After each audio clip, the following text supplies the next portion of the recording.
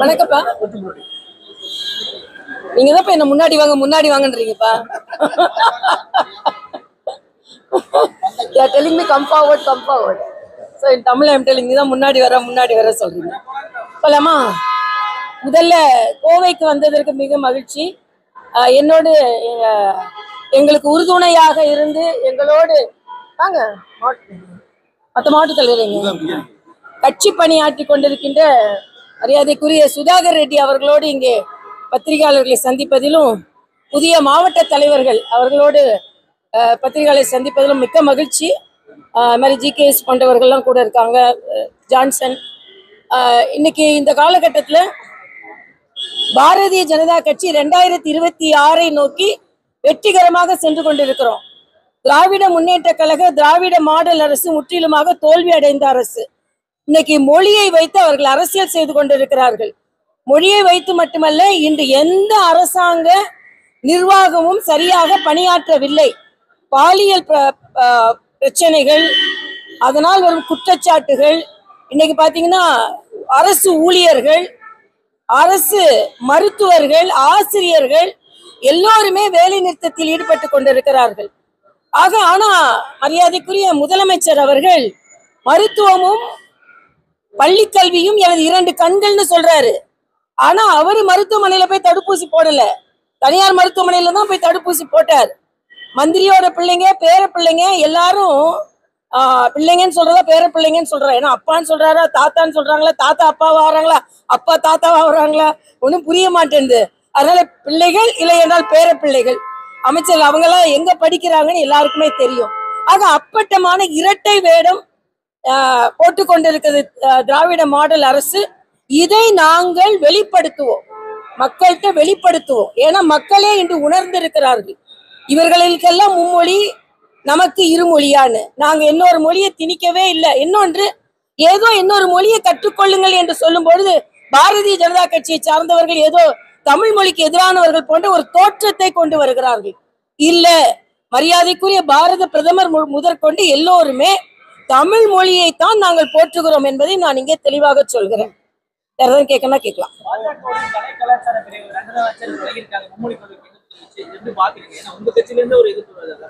இல்ல, அதாவது அவங்க எவ்வளவு வருஷம் கட்சியில இருந்தாங்க, யாரு கரெக்ட். அதாவது விலகுதல், சேருதல், இதெல்லாம் அது ஒரு கொள்கையின் அடிப்படையிலா எதன் அடிப்படையில் எங்க கட்சியை பொறுத்த மட்டில் பாரதிய ஜனதா கட்சி உறுதித்தன்மையோடு இருக்கிறது. எங்களோட சுதாகர் ரெட்டி எங்க கூட இங்க வந்திருக்கிறாரு. ஒரு பார்வையாளராக இருந்தா கூட எவ்வளவுக்கு எவ்வளவு தொண்டர்களோடு இணக்கமாக இருக்கிறார்கள். அதனால இது சும்மா ஏதோ பாஜக அவங்க விலகுறாங்க இவங்க விலகுறாங்கலாம் இல்ல. பாஜகவின் கொள்கையில் இருந்து உண்மையான தொண்டர்கள் யாரும் விலக முடியாது, உண்மையான தலைவர்கள் யாரும் விலக முடியாது. இன்னொன்று, இந்த காலத்துல மக்கள் எங்களோடு இருக்கிறார்கள், அதைத்தான் உண்மையாக சொல்லுகிறேன். இப்போ ஒரு டிராமா ஒண்ணு ஆரம்பிச்சிருக்காங்க. என்னன்னா, அந்த குழந்தைங்க கொண்டு காசை கொண்டு கொடுக்குற மாதிரி, அதை குழந்தைங்களை வச்சு பேச வைக்கிற மாதிரி. தயவு செய்து குழந்தைகளை வைத்து நீங்கள் அரசியல் செய்யாதீர்கள். நேரடியாக அரசாங்க பள்ளி மாணவர்களுக்கு இருமொழி கொள்கை என்று நீங்கள் சொல்லிக் கொண்டிருப்பதை, புதிய கல்விக் கொள்கை வெறும் அரசாங்க பள்ளியில உள்ள மொழி கொள்கை மட்டும் இல்ல, அதாவது ஸ்கில் இந்தியா, அதே மாதிரி digitalise class room, technological education, இவ்வளவு விரிவுபடுத்தப்பட்ட கல்வி, இது அரசாங்க பள்ளிகளுக்கு வேணாமா? இதான் என்னோட கேள்வி. இன்னொன்று, ஸ்டாலின் அவர்களோட அமைச்சரவையில் உள்ள பேர பிள்ளைகள் எத்தனை பேர் மும்மொழி கொள்கையை கற்றுக்கொண்டிருக்கிறார்கள்? மூன்றாவது, இதே மாதிரி ரயில்வே ஸ்டேஷன்லாம் போய் போர்டு அழிக்கிறீங்களே, வேற மாநிலத்தை சார்ந்தவர்கள் இந்த மாநிலத்திற்கு வந்தால் என்ன செய்வார்கள்? ஆக ஒரு குறுகிய மனப்பான் நீங்க அழிச்சிட்டு உங்க வீட்டு பிள்ளைங்களோட நோட்புக்ல போய் அழிப்பீங்களா? நோட்புக்ல எல்லாம் அவங்க ஹிந்தி எழுதுறாங்கல்ல. அல்ல, தயவு செய்து உங்களுக்கு இரட்டை வேடத்தை நிறுத்துங்கள் என்பது எங்களது கருத்து.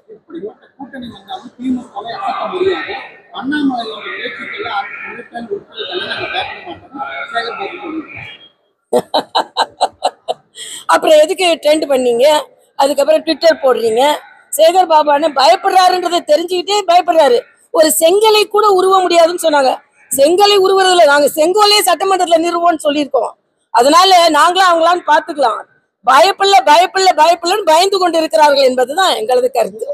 படிக்கிறதுனா கூட மும்மொழி கொள்கையில வந்து நடைமுறை சிக்கல்கள் நிறைய இருக்கு அப்படின்னு சொல்றாங்க. ஏன்னா அதுக்கான போதுமான ஆசிரியர்கள் இல்ல அப்படிங்கறதெல்லாம் நடைமுறை சிக்கல்கள் இருக்குன்றாங்க. அது எப்படி பாக்குறீங்க? ஏன்னா ஒரு வந்து ஒருத்தர் ஹிந்தி படிக்கணும்னு விரும்புவாரு, இன்னொருத்தர் தெலுங்கு படிக்கணும்னு சொல்லுவாரு, இன்னொருத்தர் மலையாளம் படிக்கணும்னு சொல்லுவாரு.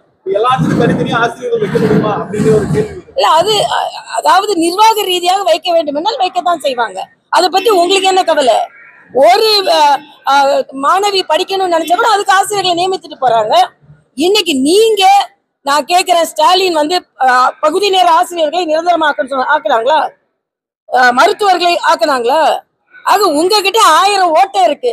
இன்னைக்கு புதிய கல்விக் கொள்கை என்றால் பழைய கல்விக் கொள்கை என்னென்ன குறைபாடுகள் இருந்ததோ அதை சரி செய்வதற்கு அது சரி செய்வோம். மூத்த தலைவர் எச்ராஜா என்ன சொல்லியிருக்காரு? நோட்டில் இருக்கிற இந்திய அறிஞர் மத்திய மாநில அரசு சண்டை என்னென்ன திட்டங்கள் வரும்? இல்ல, அதுதான் நீங்க ஸ்டாலின் போய் இதை கேட்கணும். நீங்க பாத்தீங்கன்னா நான் தெலுங்கானா, அண்ணனும் தெலுங்கானால இருந்து வராங்க, நானும் தெலுங்கானா தான். கேசிஆர் இதை மாதிரிதான். பிரைம் மினிஸ்டர் வந்தா கூப்பிட மாட்டாரு. மத்திய அரசு திட்டம் எதையுமே அவர் பின்பற்றல. அதனால அவர் வீட்டுக்கு அனுப்புனாங்க மக்கள். ஏன்னா மத்திய அரசின் திட்டங்கள் மாநிலத்துக்கு வேணுமா இல்லையா? இப்ப இதே தான் இவங்க பின்பற்றுறாங்க. அதனால ஸ்டாலின் முதல்ல மத்திய அரசிடம் இருந்து வருகின்ற நல்ல திட்டங்களை, விஸ்வகர்மா திட்டம் ஏன் வேணான்றீங்க? நீட் ஏன் வேணான்றீங்க? மக்கள் மருந்தகம்னு மரியாதைக்குரிய பாரத பிரதமர் கொடுத்தது இன்னைக்கு முதல்வர் மருந்தகம்னு மாத்தி வச்சிருக்கீங்க. மருந்து கொடுக்கறது நல்லதுதான். ஆனா வீடு வீடா மருந்து கொடுக்கறோம், நீங்க இன்னைக்கு கடைக்கடையா மருந்து கொடுக்கறோன்றீங்க. ஆக என்ன நடந்து கொண்டு இருக்கிறது தமிழகத்துல என்பதான். காப்பி அடிக்கிறது தவிர வேற ஒண்ணும் நடக்கல.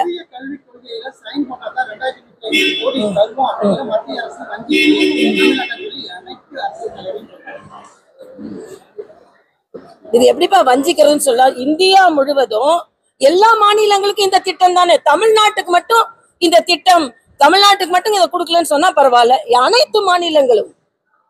அதனால ஓகே, நன்றி நன்றி.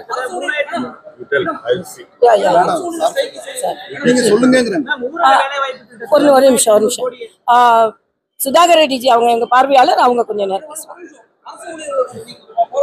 இல்ல, அதைத்தான் நான் கேட்கிறேன். அரசு ஊழியர்ல நீங்க வந்து ஸ்டாலின் போய் கேளுங்க. அரசு நிர்வாகம் எல்லாம் சிறப்பா செயலாற்றுன்னு சொல்றாங்களே, இன்னைக்கு அது அவங்களே வேலை நிறுத்தத்தில் ஈடுபட்டு இருக்காங்க.